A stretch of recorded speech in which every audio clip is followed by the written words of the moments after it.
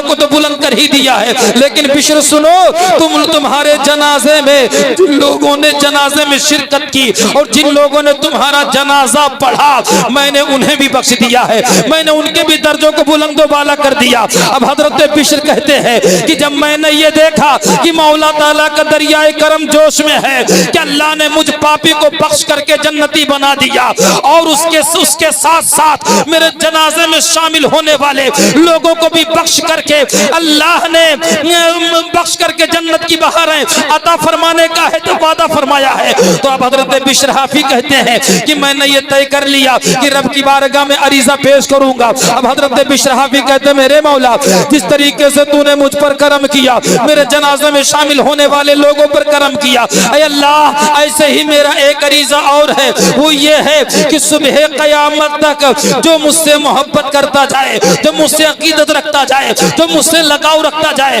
जो मुझसे निस्बतें रखता जाए, ऐ अल्लाह तो उनको भी बख्श दे, उनके भी दर्जों को बुलंद बाला कर दे।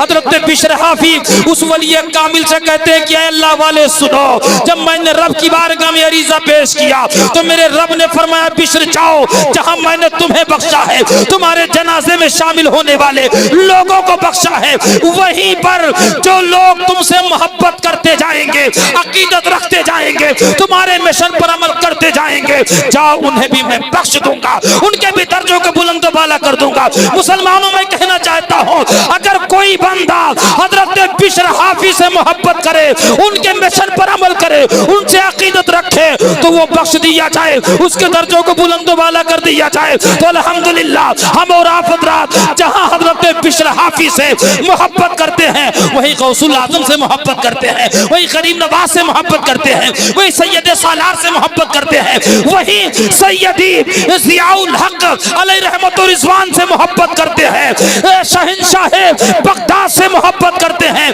अल्लाह वालों से मोहब्बत करते हैं। हमारा ईमान कहता है इन अल्लाह वालों से मोहब्बत के सदक़े में हमारा भी बेड़ा पार हो जाएगा, हमें भी बरकतें मिलती हुई नजर आएगी। तभी तो कहने वालों को कहना पड़ा, तमन्ना दर्द दिल की हो तो कर खिदमत फकीरों की, तमन्ना दर्द दिल की हो तो कर खिदमत फकीरों की, नहीं मिलता ये गौहर बादशाहों के खजीनों से।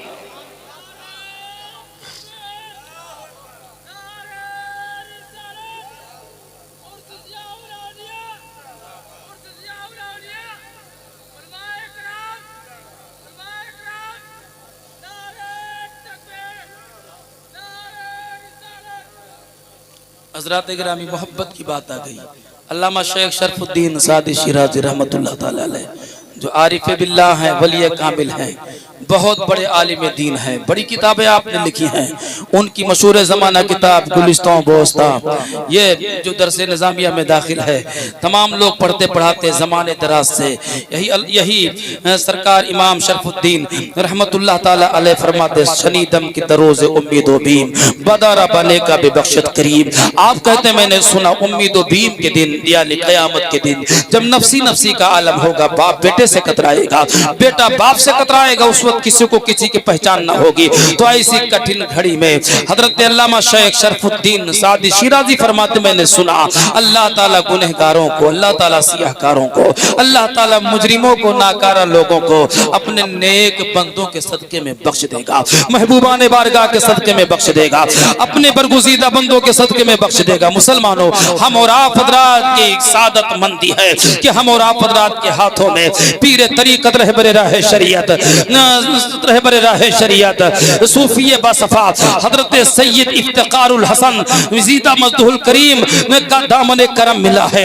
हम और आप हजरात इनसे वाबस्ता हैं। सरकार ज़ियाउल हक अलैहि रहमत व रिज़वान का आस्ताना मिला है, सैयद सालार मसूद गाजी का आस्ताना मिला है। अल्हम्दुलिल्लाह इनके सदके में हमारा बेड़ा पार हो जाएगा, इनके सदके में हमारे दर्जे बुलंद हो जाएंगे, इनके सदके में हमें कामयाबियां मिल जाएंगी। बस शर्त यह है कि हम और आप हजरात इनसे मोहब्बत करते हुए इनके मिशन पर जिंदगी गुजारें, इनके तरीके पर जिंदगी गुजारें। जैसे ये नमाज पढ़ते ऐसे हम भी नमाज पढ़ें, जैसे ये रोजा रखते हम भी रोजे रखें, जैसे ये अपने मालों की ज़कात देते हैं, साहिब हैसियत होने की सूरत में हम भी अपने मालों की ज़कात दें। जैसे ये अपनी जिंदगी की सुबह शाम को हर लम्हे को अल्लाह ताला की फरमाबरदारी में गुजारते हैं, हुजूर के दादशियारी में गुजारते हैं, हम भी गुजारते रहें। याद रखो के लिए हमारा वादा नहीं बल्कि मेरे रब का वादा है कि ऐसे लोगों के लिए दुनिया भी कामयाब है और आखिरत भी कामयाब है, क्योंकि मेरे रब ने कुरान पाक में इरशाद फरमाया, मन आमिला सालिहन मिन ज़करिन व उन्सा व हुवा मुमिनुन फलनुहय्यिन्नहु हयातन तय्यबा। मेरे रब ने फरमाया कुरान शरीफ में कि जिसने भी नेक अमल किया ईमान की हालत में, चाहे वो मर्द हो चाहे औरत, मेरे रब ने फरमाया जरूर हम उसे पाकीज़ा जिंदगी के साथ जिंदा रखेंगे, पाकीज़ा जिंदगी के साथ जिंदा रखेंगे। ये किसने फरमाया? अल्लाह रब्बुल इज्जत ने कलाम पाक में इरशाद फरमाया है। और ये हम और आप हज़रात अपनी नजरों से देख भी रहे हैं कि जिन लोगों ने अल्लाह के इस फरमान पर अमल किया, नेक अमल किया, अल्लाह ताला के ताबशियारी में जिंदगी गुजार दी, मेरे नबी की सुन्नत पर अमल करके गुजार दिया, तो जमाने ने देखा कि जब तक वो जमीन के ऊपर रहे तब भी जिंदा रहे, आज जमीन के नीचे है तब भी जिंदा है। कौन नहीं जानता है सरकार ताजुश्शरिया को, जब तक जमीन के ऊपर रहे तब भी जिंदा रहे, आज जमीन के नीचे है तब भी जिंदा है। सरकार मुफ्ती आजम हिंद को कौन नहीं जानता, जब तक जमीन के ऊपर रहे तब भी जिंदा रहे, आज जमीन के नीचे है तब भी जिंदा है। सरकार जियाउल हक अलैहि रहमतुर रिज़वान को कौन नहीं जानता। तकरीबन 227 साल का जमाना गुजर गया, इतना लंबा जमाना होने के बावजूद जमाने ने देखा कि जब तक वो जमीन के ऊपर रहे तब भी जिंदा रहे, आज जमीन के नीचे है तब भी जिंदा है।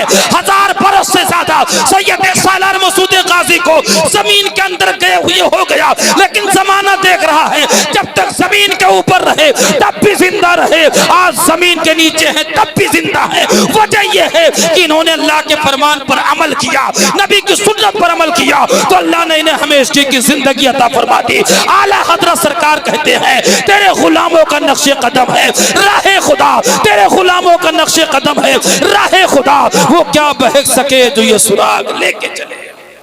एक तकबीर, नारे रिसालत, मसलके आला हजरत हुजूर मुफ्ती साहब किबला, हुजूर मुफ्ती साहब किबला, नारे तकबीर।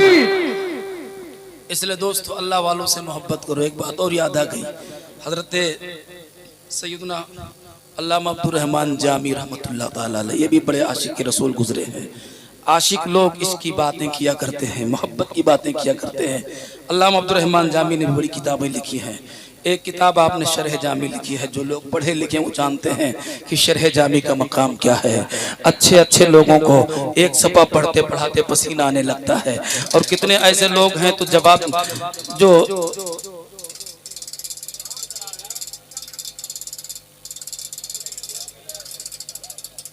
दुरूद शरीफ पढ़ी, अल्लाहुम्मा सल्ली अला सय्यदना शफीना नबीना करीमना मौलाना मुहम्मदिन बारिक वसल्लम, सलातु सलामुन अलैका रसूल अल्लाह, सलातु सलामुन अलैका हबीबल्लाह, सलातु सलामुन अलैका नबी अल्लाह। आप हज़रात पंखे की तरफ न देखिए, इधर देखिए। साहिब सज्जादा हम और आप हज़रात के करम फरमा पीर तरीक़त रहबर राह शरीयत हज़रत सैयद इफ्तिखारुल हसन ज़ीदा मजदूल करीम और आपके भाई तशरीफ़ फरमा है। आप उनके चेहरों का दीदार कीजिए। मेरे नबी ने फरमाया, मन नज़रा इला वजहिल आलिम नज़रा फ़फ़रिह बिहा ख़लक़ल्लाहु तआला मिन तिलकल नज़रति मलका यस्तग़फ़िरुहु इला यौमिल क़ियामा। मेरे आका इरशाद फरमाते, जिसने किसी आलिम दीन को मोहब्बत की नज़र से देखा और एक नज़र देखा और उस देखने की वजह से वो आलिम दीन खुश हो गया, तो आका फरमाते कि अल्लाह ताला उसकी बरकत से एक ऐसा फरिश्ता पैदा फरमाता है, जो फरिश्ता एक दिन तक नहीं, 2 दिन तक नहीं, 10-20 दिन 50 दिन तक नहीं, बल्कि जब से देखा उस वक्त से लेकर के सुबह क़यामत तक देखने वालों के लिए मग़फ़िरत की दुआएं किया करता है, बख्शिश की दुआएं किया करता है। आप हज़रात अंदाज़ा करो, अब एक आलिम दीन के चेहरे के देखने का यह फैज़ान है, चेहरे के देखने की ये बरकतें हैं, तो जिनके घर से लोगों को इल्म दीन की बरकतें मिली हैं, जिनके घर से लोगों को इल्म दीन का फैजान मिला, उनके चेहरों को देखोगे तो कितना फैजान मिलेगा, कितनी बरकतें मिलेंगी। इसलिए आप साहिब सज्जादा को अपनी नजरों से देखिए और इल्मी रूहानी फैज़ व बरकत से माला माल होते रहिए। मैं ये अर्ज कर रहा था कि हजरत अल्लामा अब्दुर रहमान जामी रहमतुल्लाह ताला अलैह आशिक रसूल गुजरे हैं, वो अपनी एक किताब बहरिस्तान जामी के अंदर लिखते हैं कि मेरे आका नबी पाक की एक हदीस पाक है, आका ने फरमाया कि एक आदमी था जो बड़ा पापी था, बड़ा निकम्मा था, नाकारा था। और कल क़यामत के दिन उसकी पेशी जब रब की बारगाह में होगी तो अल्लाह तबारक व तआला फरमाएगा, मेरे बंदे एक बात बताओ, तुम तो दुनिया से आए हो, लेकिन ये बताओ तुम्हारे नामे अमाल में है क्या, क्या कोई नेकी, कोई अमल खैर जिसकी वजह से तुम्हें बख्श दिया जाए। हजरत अल्लामा अब्दुर रहमान जामी कहते हैं, वो जमाने का गुनहगार बंदा, वो जमाने का निकम्मा नाकारा बंदा रब की बारगाह में अर्ज करेगा, मेरे मौला तू तो अलीमुम बिज़ाति सुदूर है, तू तो खूब जानता है कि मैं तो बहुत बड़ा पापी हूँ, मेरे नाम अमाल में ईमान के अलावा कुछ भी नहीं है। लेकिन अल्लाह ताला अपने बंदे की जुबानी कहलवाना चाहेगा। मौला ताला की बारगाह में वो बंदा अर्ज करेगा, मेरे मौला तुझे खूब मालूम है कि मैं पापी हूँ, मेरे नाम अमाल में ईमान के अलावा कोई अमल खैर नहीं है। हजरत अल्लामा अब्दुर रहमान जामी कहते हैं कि मेरे नबी ने फरमाया कि वो बंदा जब रब की बारगाह में ये इतराफ कर लेगा कि अल्लाह मेरे नाम अमाल में सिर्फ और सिर्फ ईमान है, ईमान के अलावा कोई नेक अमल नहीं है, तो अल्लाह ताला फरमाएगा, मेरे बंदे एक बात बताओ, ठीक है अल्हम्दुलिल्लाह तुम ईमान वाले हो, लेकिन तुम्हारे नाम अमाल में ईमान के अलावा कोई अमल नहीं है, ये बताओ क्या तुम्हें कोई और नेकी याद है। वो बंदा अर्ज करेगा, मौला नहीं याद है। तो अल्लाह ताला खुद फरमाएगा कि मेरे बंदे एक बात बताओ, एक बात बताओ कि फुला एरिया में, फुला बस्ती में, फुला इलाके में मेरा एक वली रहा करता था, मेरा एक बरगुज़ीदा बंदा रहा करता था, मेरा महबूब बंदा रहा करता था, तुम उसको जानते हो कि नहीं जानते हो, उसको पहचानते हो कि नहीं पहचानते हो। अब वो बंदा एक सर्द आँख खींचेगा और अर्ज करेगा कि अल्लाह ऐ मेरे परवरदिगार, जहां तक तेरे उस बंदे को जानने की बात है तो मैं तेरे उस वली को जानता भी था, पहचानता भी था, तेरे उस वली को जानता भी था, पहचानता भी था। इतना जब रब की बारगाह में बंदा अर्ज करेगा तो मेरा मौला करम फरमाएगा और फरमाएगा फिरिश्तों से, ऐ फिरिश्तों गवाह हो जाओ, यह आदमी गुनहगार तो था, यह आदमी नकारा तो था, यह आदमी मुजरिम और खतावार तो था, लेकिन चूंकि मेरे एक वली को जानता था, मेरे एक वली को पहचानता था, इसलिए फिरिश्तों गवाह हो जाओ, उस वली को जानने की वजह से मैं इसको बख्श दे रहा हूँ, इसके दर्जों को बुलंद वाला कर दे रहा हूँ। अल्लाह ताला का करम होगा, जमाने के उस गुनहगार को बख्श दिया जाएगा। मुसलमानों में कहना चाहता हूँ, कल का गुनहगार बंदा जिसके नाम अमाल में ईमान के अलावा कोई अमल खैर ना हो, वो किसी वली को जानता हो, पहचानता हो, तो वली को जानने पहचानने की वजह से बख्श दिया जाए। तो अगर आज हम और आप हज़रात अल्लाह वालों से मोहब्बत करें, बुजुर्गान दीन से मोहब्बत करें, सादाते किराम से मोहब्बत करें, तो हमारा ईमान कहता है कि अल्लाह हमें भी बख्श देगा, हमारे भी दर्जों को बुलंद वाला फरमाएगा। तभी तो कहने वालों को कहना पड़ा,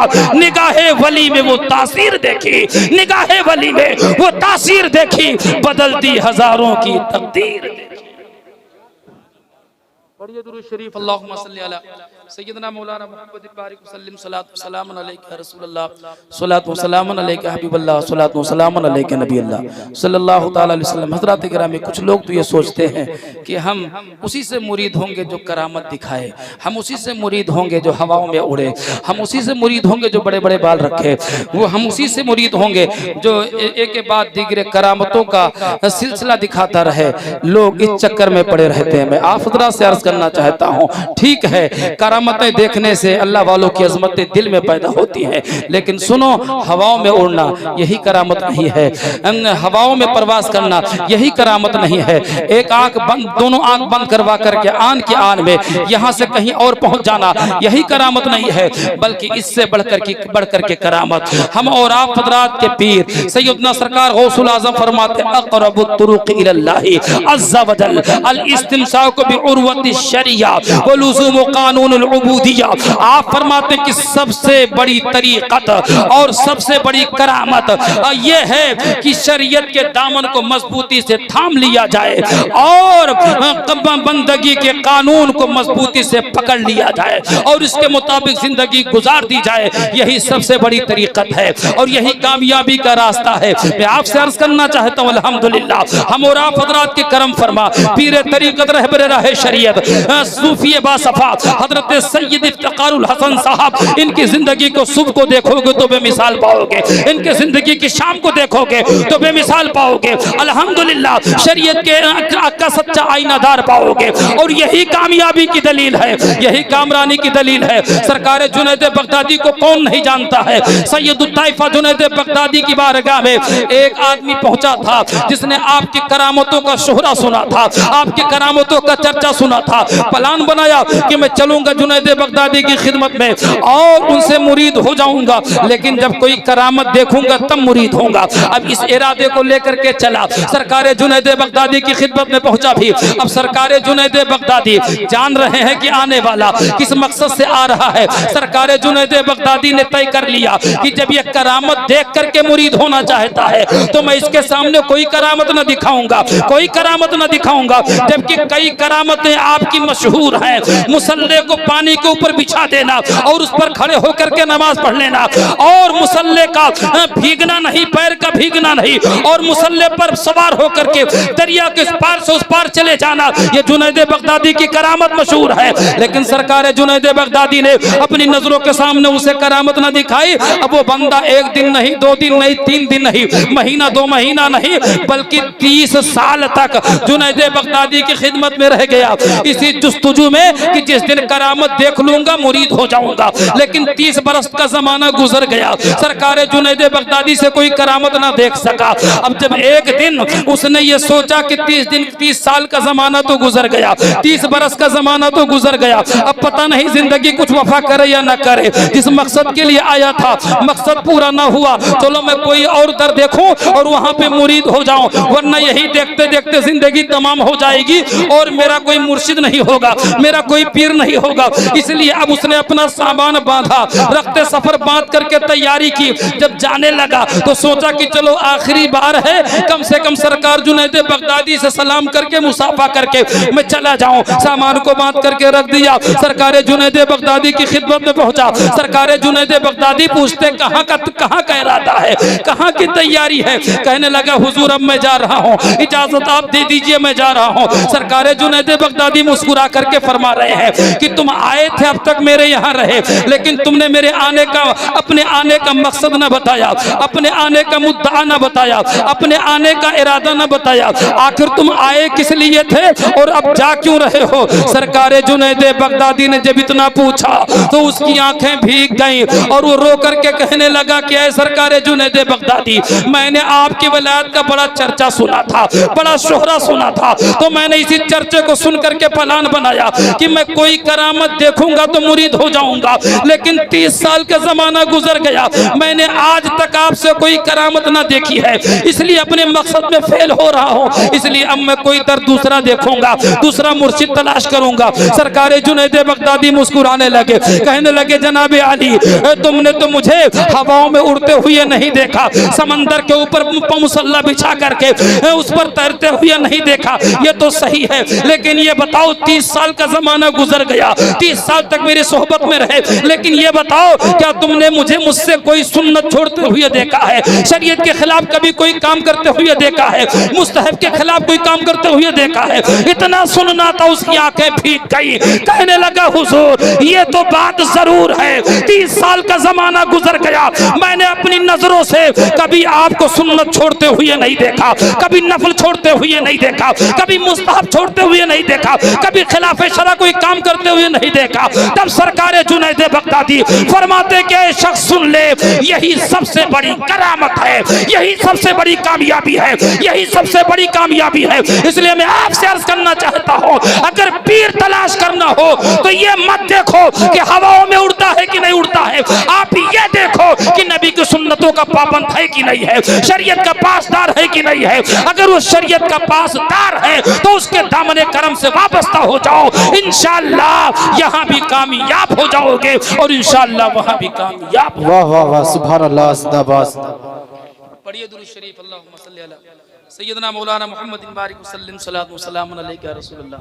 सलातु वसलाम अलैका हबीबल्लाह, सलातु वसलाम अलैका नबी अल्लाह सल्लल्लाहु तआला अलैहि वसल्लम। हज़रात किरामी, बात आ गई अल्लाह वालों की सोहबत की।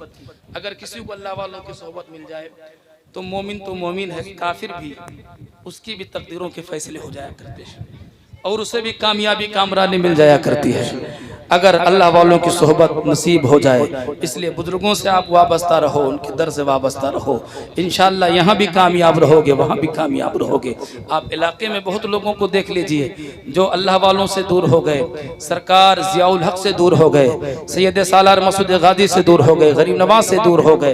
तो नमाजें तो उनके पास होंगी रोज़े तो उनके पास होंगे लेकिन वो कहने के लिए उसका कोई सवाब नहीं है, क्योंकि जब अकीदा ही दुरुस्त नहीं रहा, ईमान ही सलामत नहीं रहा, तो फिर उनकी नमाज नमाज नहीं है, रोज़े रोज़े नहीं है, ज़कातें ज़कातें नहीं है। लेकिन सुनो, अल्हम्दुलिल्लाह हम और आप हज़रात के पास नमाजें भी हैं, रोज़े भी हैं, सदकात व खैरात भी हैं, नेकियां भी हैं, और इनकी हिफाजत भी हो रही। क्यों हिफाजत हो रही है? अल्लाह वालों के दामन से वाबस्ता होने की वजह से, सैयदी ज़ियाउल हक़ अलैहि रहमतुल रिज़वान से वाबस्ता होने की वजह से, सुन लो, गौसुल आज़म से वाबस्ता होने की वजह से। शैतान जो हम और आप हज़रात का अज़ली दुश्मन है, वो हर वक्त इसी ताक में रहा करता है कि कब मौका लग जाए ईमान पर हमला कर दिया जाए, कब मौका लग जाए अकीदे पर हमला कर दिया जाए, कब मौका लग जाए ईमान पर हमला कर दिया जाए।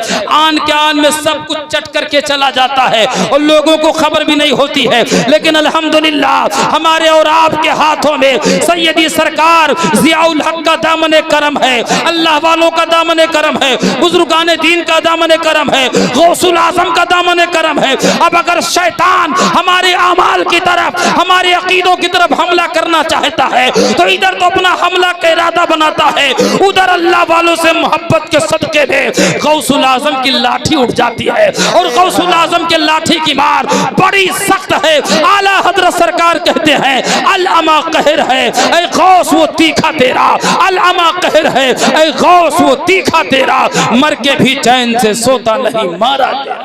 वाह सुभान अल्लाह सुभान मैं ये या रसूलुल्लाह, जिंदाबाद जिंदाबाद जिंदाबाद जिंदाबाद, वाह या रसूलुल्लाह। इसलिए दोस्तों मैं आपसे अर्ज करना चाहता हूँ, अल्लाह वालों की सोहबत इख्तियार करो। मैं कह रहा था कि अल्लाह वालों की सोहबत इख्तियार करने से मोमिन तो मोमिन है, काफिर के भी तकदीर के फैसले हो जाया करते हैं।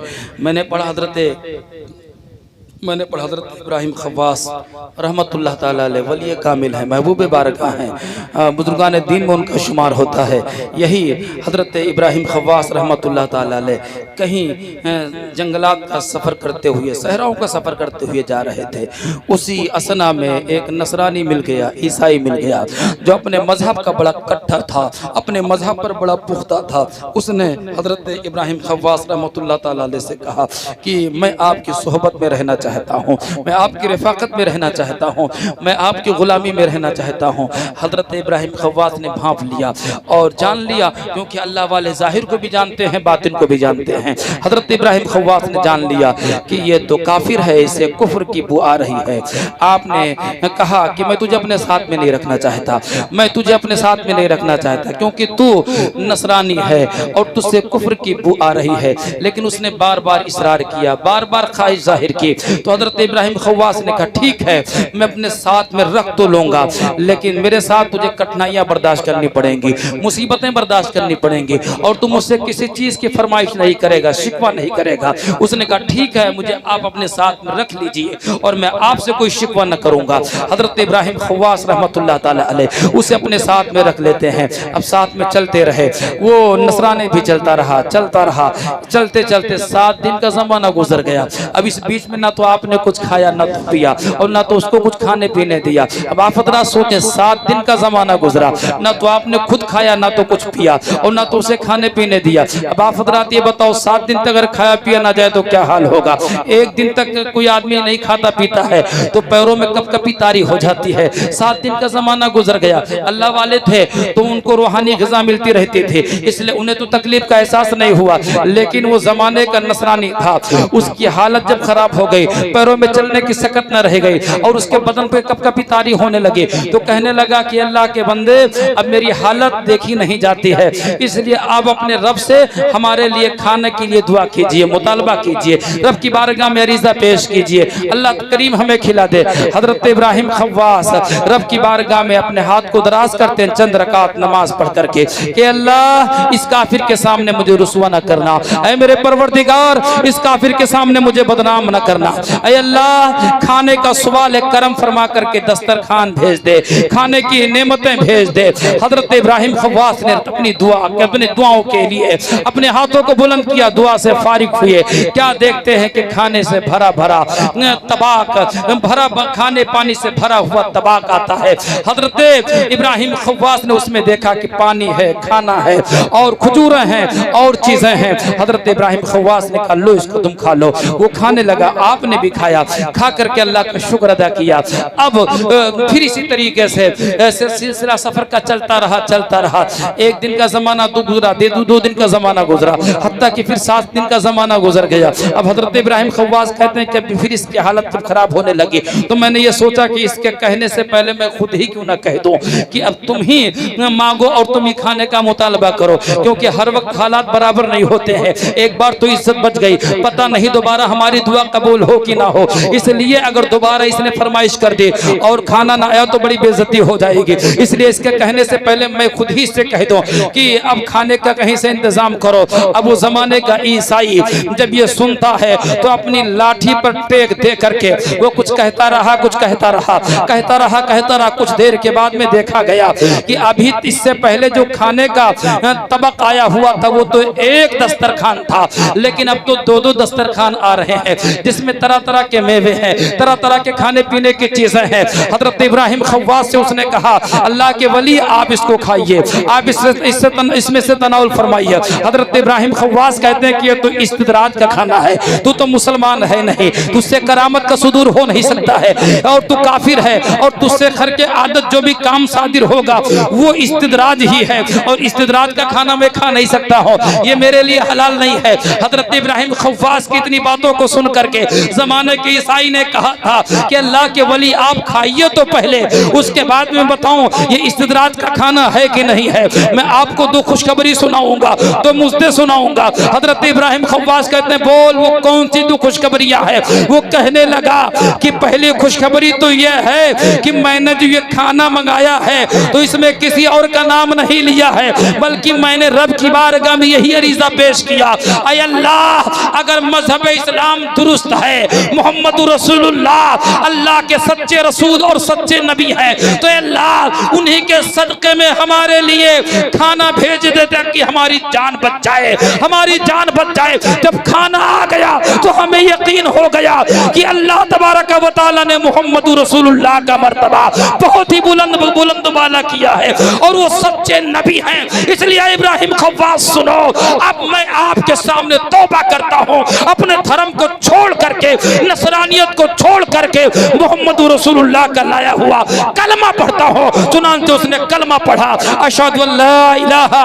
इल्लल्लाह व अशहदु अन्ना मुहम्मद रसूलुल्लाह, कलमा शहादत पढ़ करके मुशर्रफ इस्लाम हो गया। उसके बाद में कहा कि इब्राहिम खव्वास सुनो, मैंने दूसरा वसीला जो पेश किया था ये खाना मंगाने के लिए तो उसमें कुछ और नहीं कहा था, बल्कि ये कहा था कि अल्लाह ये मेरे जो रफीके सफर है, मेरे जो साथी हैं इब्राहिम खव्वास, अगर इनका मर्तबा तेरी बारगाह में बुलंद है और इनका कुछ मकाम है तेरी बारगाह में और तेरी बारगाह से ने कुछ हिस्सा मिला हुआ है, तो अल्लाह इसके सदके में मुझे खाना भेज दे। ऐ मेरे अल्लाह मेरे साथी सुन लो, मेरे करीम मौला ने जब खाना भेज दिया तो मुझे यकीन हो गया कि जहां मजहब इस्लाम दुरुस्त है वहीं पर आप अल्लाह के वली हैं, वली कामिल हैं। मुसलमानों अब उसको कलमा की तौफीक मिल गई, मुशर्रफ इस्लाम हो गया और अल्लाह का करम हुआ कि वो सिर्फ मुसलमान ही नहीं बल्कि वक्त का वली कामिल बना दिया गया, खाने काबा से मुशर्रफ हुआ। मैं कहना चाहता हूँ उस जमाने के ईसाई को, उस जमाने के नसरानी को ये मर्तबा कहाँ से मिला, तो आपको कहना पड़ेगा अल्लाह वाले की सोहबत इख्तियार करने से, अल्लाह वाले की रफाकत इख्तियार करने से।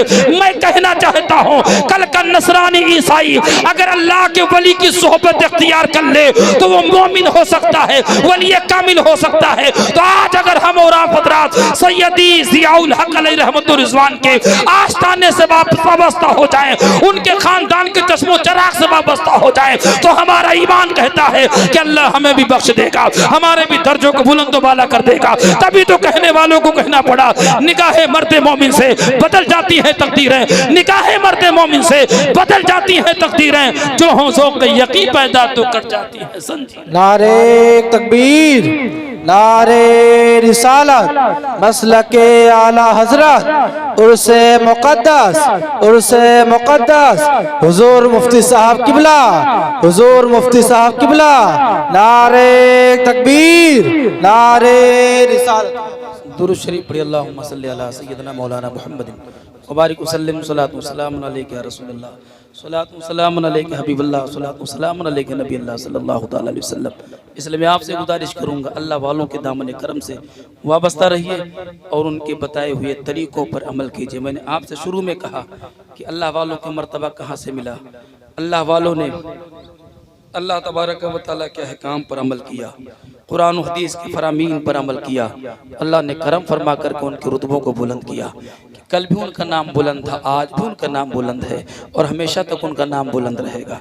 हम और आप हज़रात भी उनके मिशन पर चलते हुए 5 वक्त नमाजों की पाबंदी करें, रोज़ों की पाबंदी करें, अपने मालों की ज़कात दें, अपने आप को झूठ, गीबत, चुगलखोरी से बचाएं, छोटे बड़े गुनाहों से बचाएं। इंशाअल्लाह कामयाबी और कामरानी हमारे कदमों को चूमेगी।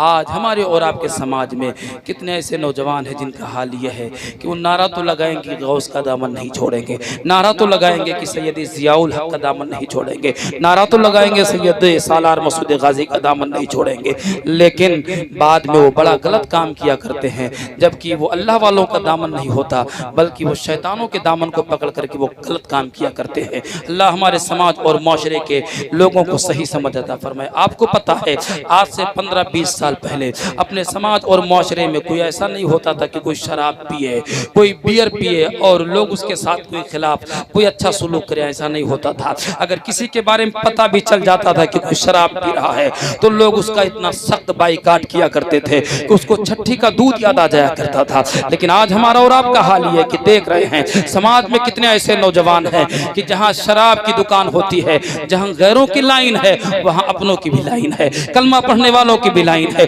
अल्लाह वालों का नारा लगाने वालों की भी लाइन है। अब वो शराब खरीदते भी और पीते भी हैं, अब पी करके मस्त रहा करते हैं। कितने नाहंजार किस्म के लोग हैं जो शराब के नशे में आकर के अपने इमाम को गालियां भी दे देते हैं, समाज और माशरे के लोगों को गाली बकते हैं और उसके साथ साथ अपनी बीवी को कई तलाकें दे देते हैं और उसके बाद में बगैर हलाला के और बगैर निकाह जदीद के रखे रहते हैं, जिससे उनकी दुनिया और आखिरत दोनों तबाह होती है। इसलिए मैं अपने नौजवान भाइयों से कहूंगा, अपने समाज और माशरे के लोगों से कहूंगा, शराब पीना छोड़ दो, उससे सच्ची तौबा कर लो। अब अगर हम और आप हज़रात के करम फरमा पीर तरीक़त रहबर राह शरीयत सैयदी सरकार इफ्तिखारुल हसन ज़ीदा मज़दहुल करीम ने अगर किसी को अज़राए हमदर्दी समझा दिया, भैया ये काम ना किया करो, शराब ना पिया करो, गलत बात है, तो नौजवान अक्सर जवाब दे दिया करते, हजरत हम तो शराब नहीं पीते, हम तो बियर पीते हैं, माज़अल्लाह सुम्मा माज़अल्लाह। अब वो नौजवान समझता है कि लगता है बियर ये किसी जायज़ मशरूब का नाम है,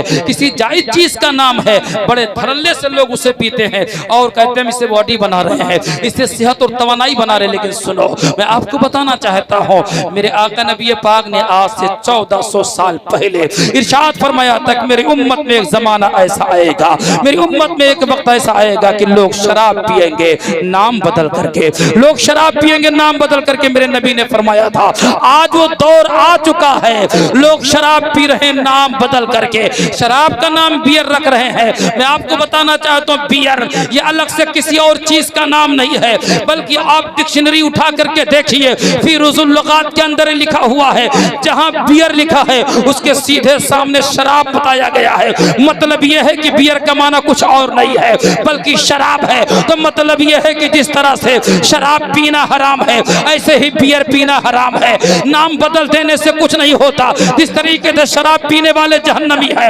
ऐसे ही बियर पीने वाले जहन्नमी है। इसलिए मैं आपको बताना चाहता हूं अगर कोई नाम बदल दे तो नाम बदल देने से कुछ नहीं होता है। मैं आपसे बताना चाहता हूं इसलिए जो लोग शराब बियर के नाम पर पीते हैं वो आज के दिन से सच्चे दिल से तौबा कर ले, वरना उनको दर्दनाक अज़ाब दिया जाएगा। मेरे नबी ने फरमाया कि अल्लाह रब्बुल इज्जत ने अपनी इज्जत और जलाल की कसम याद फरमा करके फरमाया है कि जिसने भी शराब की एक घूंट पी होगी मैं उसी के मिसल उनको जहन्नमियों के बदन का खौलता हुआ मवाद पिलाऊंगा। ये किसने फरमाया है? अल्लाह रब्बुल इज्जत ने फरमाया है। मेरे नबी फरमाते कि उन जहन्नमियों को और उन शराब पीने वालों को जब वो जहन्नमियों के बदन का खौलता हुआ मवाद दिया जाएगा तो उसकी गर्मी इतनी सख्त होगी कि जब पीने के लिए उसको अपने मुंह के करीब करेंगे तो उसकी गर्मी से उनके चेहरे का चमड़ा निकल करके बाहर आ जाएगा। और जब वो पिएंगे तो उनके हलक से लेकर के पेट के अंदर तक जितने हिस्से होंगे गर्मी की वजह से वो पैर के रास्ते से बाहर आ जाएंगे। इतना सख्त अज़ाब शराबियों को दिया जाएगा, इतना दर्दनाक अज़ाब बियर पीने वालों को दिया जाएगा। इसलिए मैं आपसे अर्ज करना चाहता हूँ, सरकार ज़ियाउल औलिया अलैहि रहमतुर रिज़वान के उर्स में आए हो, आज उनके दामन करम से वाबस्ता होकर के साहिब सज्जादा के हाथ पर सच्चे दिल से तौबा कर लो कि हुजूर आज की तारीख से ना तो हम शराब पिएंगे, आज की तारीख से ना तो हम बियर पिएंगे, आज की तारीख से ना तो हम झूठ बोलेंगे। अगर आपने यह अहद कर लिया तो हमारा ईमान कहता है कि अल्लाह आपको यहाँ भी कामयाब बना देगा, अल्लाह ताला आपको वहाँ भी बामुराद बना देगा। नारे तकबीर, नारे तकबीर, नारे रिसालत, नारे रिसालत, उर्से मुक़द्दस, उर्से मुक़द्दस, उलमाए किराम, नारे तकबीर, नारे रिसालत। बहुत अच्छे साहब, बहुत अच्छे। क्या इन बातों पर हम मुराफतरात को अमल करना। उर्स में आने का मकसद यही होता है कि अल्लाह वालों की बातों को सुनकर के अपने अंदर तब्दीली पैदा करें। मैं आपको बताना चाहता हूँ अल्लाह कितना करीम है। अल्लाह की बारगाह से आप वाबस्ता होकर के तो देखो, फिर अल्लाह की रहमतें आप पर किस कदर नाजिल होती हैं।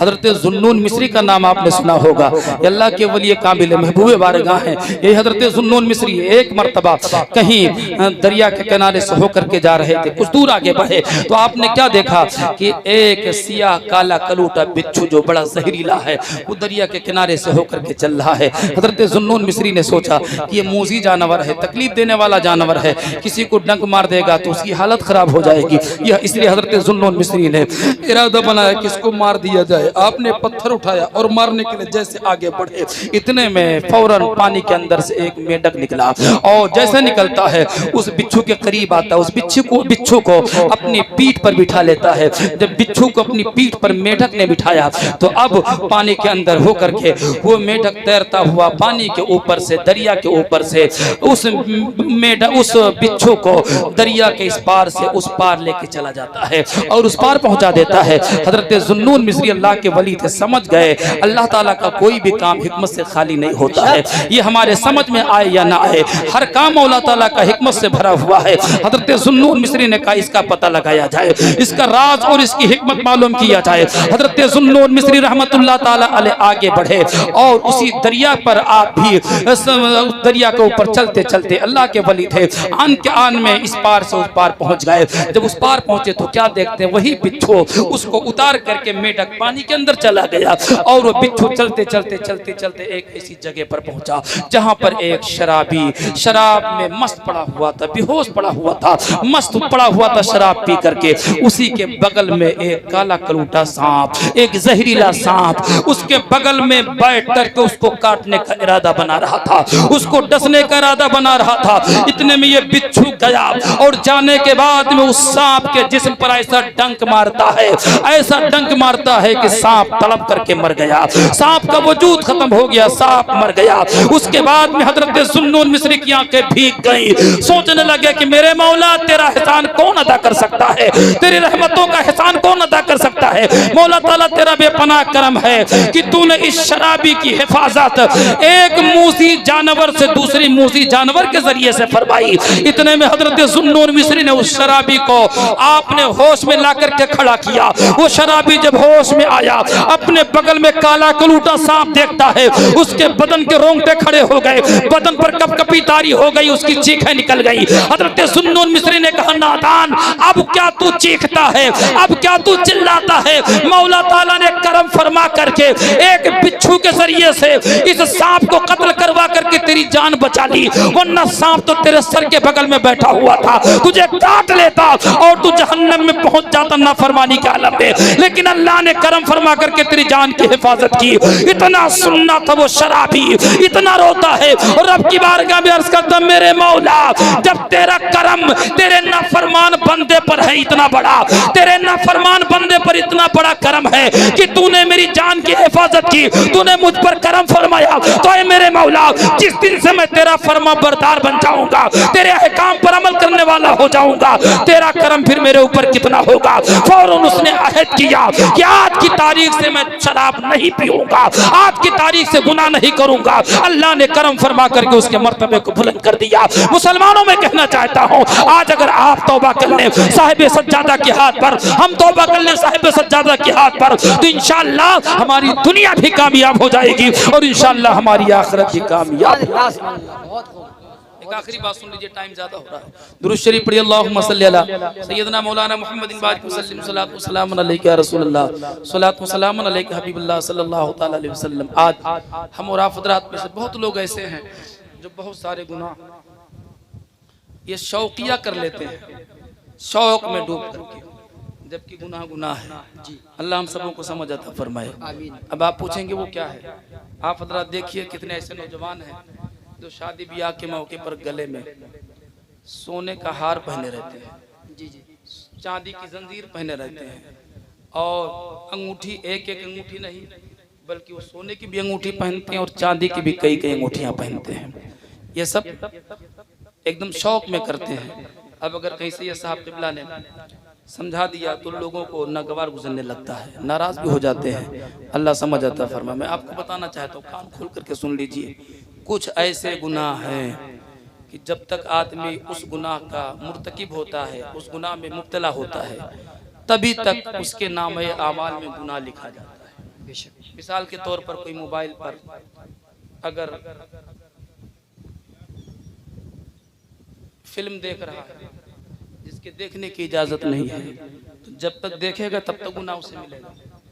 इसी तरीके से कोई आदमी कहीं चोरी कर रहा है, जब तक चोरी करेगा तभी तक उसको गुनाह मिलेगा और उसके नामे अमल में गुनाह लिखा जाएगा। इसी तरीके से अगर किसी ने झूठ बोला, जब तक वो झूठ बोलेगा तभी तक उसका गुनाह लिखा जाएगा। लेकिन कुछ ऐसे गुनाह हैं कि गुनाह का मीटर चलता ही रहता है। आप चाहे चलते रहो तब भी चलता रहेगा, आप सोते रहो तब भी गुनाह का मीटर चलता ही रहेगा। आप बेहोशी के आलम में रहो और आपने कसदन ऐसा किया हो, उस वक्त भी आपको गुनाह का मीटर आपके चलता रहेगा।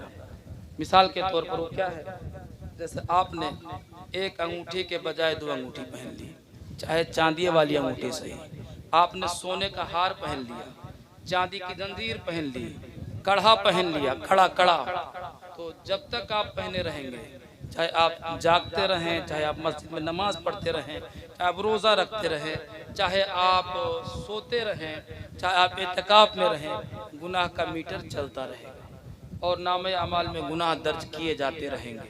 ये आपको आपके नामे अमाल में गुनाह लिखा जाएगा, जबकि लोग इसको शौकिया करते हैं। अब आप हज़रात ने सुन लिया कि कितना बड़ा जुर्म है, कितना बड़ा गुनाह है कि आप सोते रहो, जागते रहो, चलते रहो, नमाज पढ़ते रहो, तब भी गुनाह मिलेगा। इसलिए मैं आपसे अर्ज करूंगा, कभी भी आप सोने की जंजीर ना पहनो, कड़ा किसी चीज कड़ा किसी का चीज का ना पहनो, चाहे सोने का हो, चाहे चांदी का हो, चाहे किसी और चीज की हो, आप ये सब ना पहनो। अंगूठी भी सिर्फ एक अंगूठी नग वाली 4.5 माशा से कम, 4.5 माशा से कम आप उसको पहने, नग उसमें लगी हुई हो और उस अंगूठी में चांदी की मिलावट ज्यादा हो और चीज की मिलावट कम हो, तब वो आपके लिए पहनना जायज है। वरना अगर बगैर नग वाली अंगूठी है या 2 नग वाली अंगूठी है तो ये पहनना आपके लिए जायज नहीं है, छल्ला है, ये पहनना आपके लिए जायज नहीं है, गुनाह है। इसलिए इन चीजों से परहेज करो। अल्लाह वालों के उर्स की तकरीब में आए हो तो सबक लेकर के जाओ, इंशाअल्लाह हम और आप हज़रात को कामयाबी कामरानी मिलेगी। एक आखिरी बात मैं आपको बताना चाहता हूँ, हमारी माँ और बहनें अल्लाह वालों के आस्थानों पे हाजिरी देती हैं, आवे वो पर्दे के साथ, एहतमाम के साथ, लेकिन अपनी इज्जत व आबरू की हिफाजत करें, दूर दूर रहें, भीड़ भाड़ में न जाएं। ठीक है किसी हद तक अगर इजाजत है, चलो ठीक है, दूर दूर रह करके भीड़ भाड़ में ना जाया जाए। लेकिन सुनो, मैं आपसे बताना चाहता हूँ, शरीयत के कानून की पाबंदी जरूरी है, अल्लाह वालों के मिशन पर अमल करना जरूरी है। अल्लाह तबारक व तआला हम सबों को सही समझ अता फरमाए। हमारी माँ बहन बेटियां भी कितनी ऐसी हैं जो शादी ब्याह के मौके पर अपने चेहरे पर ना तो नकाब लगाती हैं, ना तो सर पे दुपट्टा सही से ओढ़ती है, बाल भी खुले हुए हैं, सर भी दिखाई दे रहा है, चेहरा भी दिखाई दे रहा है, जिस्म के हिस्से भी दिखाई दे रहे हैं। अल्लाह ताला हमारी माँ बहन बेटियों को समझ अता फरमाए। खुदा की कसम, इसी जमीन के ऊपर, इसी आसमान के नीचे एक ऐसी मुकद्दस खातून भी जलवागर हुई है कि जिनके अज़मत व तक़द्दुस की कसम खाई जा सकती है, जिनके नस्ल से और जिनके नसब से ये पूरा खानदान चला है और इस सिलसिला इंशाअल्लाह ताला सुबह क़यामत तक चलता रहेगा। वो कोई और नहीं है बल्कि हसनैन करीमैन की माँ है, मेरे आका नबी पाक की बेटी सैयदा खातून जन्नत फातिमा ज़हरा है। खुदा की कसम, उनके नाम से हमारी माँ बहन बेटियां कहानी सुनती हैं, लेकिन जायज कहानियां सुने कोई बात नहीं है, लेकिन उनके अमल मिशन पर अमल भी करें। खुदा की कसम, सैयदा खातून जन्नत ने ऐसा पर्दा किया है कि आपके चेहरे पर किसी गैर आदमी की नजर पड़ जाए, आपके सर के बालों पर किसी गैर आदमी की नजर पड़ जाए, आपके बदन के किसी हिस्से पर गैर आदमी की नजर पड़ जाए, ये तो बहुत दूर की बात है। आपके सर मुबारक पर जो चादर ततहीर थी, उस चादर ततहीर के आंचल पर दिन में ना तो सूरज की धूप पड़ी थी और ना तो रात में चांद की चांदनी पड़ी थी। ऐसा पर्दा किया सैयदा खातून जन्नत ने, फातिमा ज़हरा ने। आला हजरत सरकार ने जब देखा तो पुकार उठे कि जिनका आंचल न देखा महो मेहर ने, जिनका आंचल न देखा महो मेहर ने, उस रदाए नज़ाहत पे लाखों सलाम, उस रदाए नज़ाहत पे लाखों सलाम। इसलिए मैं अपनी माँ बहन बेटियों से अर्ज करूंगा कि जिस मुकद्दस घराने से तुम निस्बत रखती हो, उनका मर्तबा बड़ा बुलंदो बाला है। सैयदा खातून जन्नत ने अपनी जिंदगी पर्दे में गुजारी है, तुम भी उनके मिशन पर चलते हुए पर्दे में जिंदगी गुजारो। कहीं जाना हो नकाब लगा करके जाओ, कहीं जाना हो इस्लामी लिबास पहन करके जाओ, ताकि तुम्हारी इज्जत की हिफाजत रहे, तुम्हारे आबरू की हिफाजत रहे। और जब तुम चलो तो तुम्हारे चलने पर एक एक कदम पर गुनाह ना लिखा जाए, बल्कि तुम्हारे दर्जों को बुलंद किया जाए।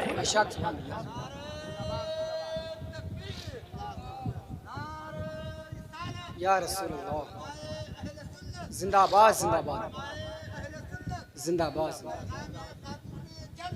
जिंदाबाद जिंदाबाद। एक आखिरी बात और सुन लीजिए, हम और आप हज़रात जो आज गुनाहों के दलदल में फंसते जा रहे हैं, इसकी एक बड़ी वजह यह भी है कि आज जहां हम और आप हज़रात अल्लाह वालों से दूर होते हैं, वहीं पर हम और आप हज़रात कुरान और हदीस की तालीमात से भी दूर होते हुए नजर आ रहे हैं। जी जी, आप कितने लोगों को देखते हैं कि अपने बच्चों को सही से कुरान हदीस की तालीमात देना ही नहीं चाहते हैं। अल्लाह तबारक व तआला सबों को सही समझ अता फरमाए। गरीब तबके के लोग हैं, वो तो ये चाहते हैं कि हमारा बच्चा हाफिज बन जाए, आलिम बन जाए, कारी बन जाए, वो कहीं से मेहनत मजदूरी करके मदरसों में, दारुल में भेजते हैं। लेकिन अल्लाह ताला जिनको थोड़ा सा नवाज देता है दुनियावी एतबार से, तो वो फिर अपने बच्चों को मदरसे में नहीं एडमिशन करवाना चाहते, इंग्लिश मीडियम से कॉलेज तलाश करेंगे जहाँ वंदे मातरम पढ़ाया जाता है, टाई लगाने का पैगाम दिया जाता है, खड़े खड़े पेशाब करने का पैगाम दिया जाता है, वहाँ करवाएंगे। अब वहाँ शुरू ही से जब आपका बच्चा पढ़ेगा तो जाहिर सी बात है उनके कल्चर को सीखेगा, उनकी तरबियत और उनके तरीक़ों को सीखेगा। इसलिए मैं आपसे बताना चाहता हूँ, मैं ये नहीं कहूँगा अपने बच्चों को अंग्रेजी ना पढ़ाओ, पढ़ाओ, हिंदी ना पढ़ाओ, पढ़ाओ, साइंस ना पढ़ाओ, पढ़ाओ, मैं इस पर मना नहीं करूँगा, पढ़ाओ, लेकिन उससे पहले अपने बच्चों को कुरान इतना पढ़ा दो, दीन इतना पढ़ा दो, शरीयत इतना पढ़ा दो, ताकि आपका बच्चा जब उनके बीच में जाए, उनके माशरे में जाए, उनके समाज में जाए और गैरों के बीच में जाए, तो उनकी बातों को सुन करके उनकी बोली ना बोले और उनकी रंग में रंगता ना जाए, बल्कि उनके बीच में भी जा करके कुरान और हदीस की तालीमात की तबलीग करे, अल्लाह वालों के मिशन की तबलीग करे और शरीयत के कानून पर अमल करे।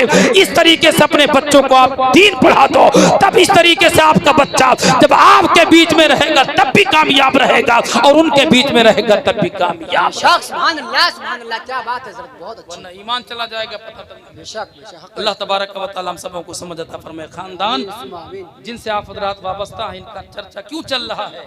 इन्होंने अपनी जिंदगी कुरान और हदीस के तालीमात के लिए वक्फ कर दिया है। अल्लाह उसके रसूल की बातों को पहुंचाने के लिए वफ़ कर दिया है। तब जमाना इनका खुतबा पढ़ रहा है, कामयाबी कामरानी इनके कदमों को चूमती हुई नजर आ रही है। इसलिए मैं आपसे अर्ज करूंगा, अपने बच्चों को दीन पढ़ाओ और अपने बच्चों को दुनिया भी पढ़ाओ, इंशाअल्लाह कामयाबी कामरानी मिलेगी। आखिरी बात मैं बताना चाहता हूँ, सादात महरारा का यह पैगाम जो हम और आप हज़रात के मरकज़ अक़ीदत में उन्होंने पैगाम दिया था कि आधी रोटी खाइए, बच्चों को पढ़ाइए। आप 2 टाइम के बजाय 1 टाइम खाइए, 1 रोटी के बजाय आधी रोटी खाइए, लेकिन अपने बच्चों को दीन जरूर पढ़ाइए, अपने बच्चों को कुरान जरूर पढ़ाइए, अपने बच्चों को मजहब जरूर पढ़ाइए। खुदा की कसम, आपका बच्चा अगर दीन पढ़ लेता है तो जमीन के ऊपर तो खुद भी कामयाब रहेगा और उसके सदक़े में आप भी कामयाब हो जाएंगे। जमीन के नीचे चला जाएगा तो वो खुद भी कामयाब होगा और उसके बगल में दफन होने वाले लोग भी कामयाब हो जाएंगे। मेरे नबी की हदीस पाक है, आका ने इरशाद फरमाया, जिस बंदे के कदम इल्म दीन के रास्ते में गर्द आलूद हो गए, यानी इल्म दीन हासिल करने के लिए जो बंदा निकला और उस रास्ते में उसके पैरों में गर्दो गुबार लग गए, तो अल्लाह इल्म दीन हासिल करने की बरकत से उसके जिस्म को जहन्नम की आग पर हराम फरमा देगा। जहन्नम की आग उसके जिस्म को न जलाएगी। इसी पर बस और इक्तिफा नहीं, बल्कि ऐसा तालिबे इल्म, ऐसा बंदे मोमिन जो इल्म दीन पढ़ने के लिए निकल रहा है, ऐसी बच्ची जो इल्म दीन पढ़ने के लिए निकल रही है, उसके जिस्म को अल्लाह ताला जहां जहन्नम के ऊपर हराम फरमाएगा, वहीं पर अल्लाह के फरिश्ते उसके लिए मग़फ़िरत की दुआएं करेंगे, बख्शिश की दुआएं करेंगे। और जब उसका इंतकाल होगा तो वो आम लोगों की तरह दुनिया से नहीं जाएगा, बल्कि शहीद होकर के दुनिया से जाएगा, शहादत का मर्तबा पा करके जाएगा। और इसी पर बस और इक्तिफा नहीं, मेरे आका फरमाते, जब वो बंदा इंतकाल करे और इंतकाल के बाद जिस कब्रिस्तान में दफन किया जाए, तो अल्लाह ताला उसकी कब्र को इल्म दीन की बरकत से, कुरान और हदीस की तालीमात की खिदमत की बरकत से, तबलीग की बरकत से अल्लाह ताला उसकी कब्र को तो रोशन कर ही देगा, लेकिन उसके सदक़े में अल्लाह ताला उस बंदे के कब्र के सिरहाने 40 कब्र वालों को, बाएं ताने 40 कब्र वालों को, दाहिनी तरफ 40 कब्र वालों को, बाएं तरफ 40 कब्रों को, यानी चारों तरफ से 40 कब्रों को रोशन कर देगा और उनको बख्श करके जन्नत की बहार अता फरमा देगा। ये कामयाबी कहां से मिल रही है? इल्म दीन हासिल करने से, कुरान और हदीस की तबलीग करने से। इसलिए दोस्तों, अपने बच्चों को आप दीन पढ़ाओ, बच्चियों को दीन पढ़ाओ। इसमें आपकी इज्जत की भी हिफाजत है, ईमान की भी हिफाजत है, अमाल की भी हिफाजत है। इंशाअल्लाह आप भी बख्शे जाओगे और आपके बच्चे जिनको इल्म दीन पढ़ करके सिखाएंगे उनका फैजान आपको मिलेगा और जो लोग पढ़ाते रहेंगे उनको उसका फैजान मिलता रहेगा। अल्लाह ताला सबों को कामयाबी अता फरमाए, बुजुर्गों के मिशन पर अमल करने की तौफीक अता फरमाए। आप हज़रात यही सब पैगाम इस उर्स की तकरीब से लेकर के जाओ, इंशाअल्लाह आप यहाँ भी कामयाब रहोगे, वहाँ भी कामयाब रहोगे। और कल क़यामत के दिन जब हम और आप हज़रात उठाए जाएंगे तो किसी और के साथ नहीं, सरकार ज़ियाउल औलिया के साथ उठाए जाएंगे, अल्लाह वालों के साथ उठाए जाएंगे, महबूबान बारगाह के साथ उठाए जाएंगे। यह कब होगा? जब इनके मिशन पर हम सही मानों में अमल करेंगे। अल्लाह की बारगाह में दुआ है, मौला इस महफिल नूर को कबूल व मकबूल फरमाए। और जितनी बातें मैंने अर्ज की, इनमें अगर किसी तरह की कोई गलती खामी कमी हो गई हो तो मेरे नबी के नालाने पाक से लगने वाली खाक के सदक़े में उन गलतियों को माफ़ फरमाए। इन बातों पर सबसे पहले मुझे, उसके बाद आपसे भी हजरात को अमल की तौफीक रफ़ीक अता फरमाए। हम और आप हजरात की करम फरमा, पीर तरीक़त रहबर राह शरीयत साहिब सज्जादा सूफी बसफ़ा हजरत सैयदी इफ्तिखारुल हसन ज़ीदा मजदूल करीम के अल्लाह ताला इल्म व फ़ज़ल में उम्र में बरकत अता फरमाए। आपके भाई साहब जलवागर हैं, अल्लाह ताला उनके इल्म फ़ज़ल में बरकत अता फरमाए। हमारे करम फरमा मुस्लिह कौम व मिल्लत मुहिब्ब गिरामी वक़ार हजरत सैयद हजरत अल्लामा सैयद एजाजुल हसन साहब जो हमारे इलाके में दीनी खिदमत अंजाम दे रहे हैं, अल्लाह ताला इनके इल्म में, अमल में, उम्र में बेपनाह बरकत अता फरमाए। खिदमत दीन मतीन करने की सबों को तौफीक रफ़ीक अता फरमाए। वाखिर दावाना अनिल हम्दुलिल्लाहि रब्बिल आलमीन। अस्सलाम वालेकुम।